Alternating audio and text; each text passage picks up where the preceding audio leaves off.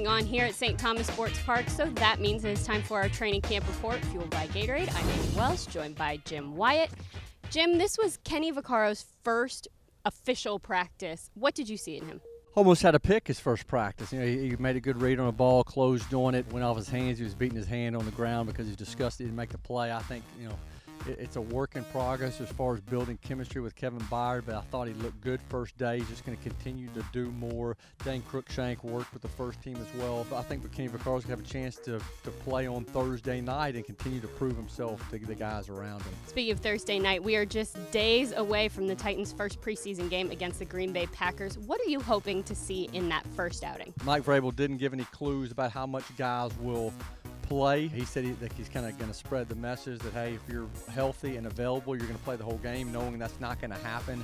I think what you'd like to see is effort, execution. You don't want to see guys making the same mistake in games that some of the ones we've seen out here in practice. You want to see them get in and out of the huddle. Some of the things that have been worked on here over the course of the first couple of weeks of training camp, you just want to see them executed in a good fashion.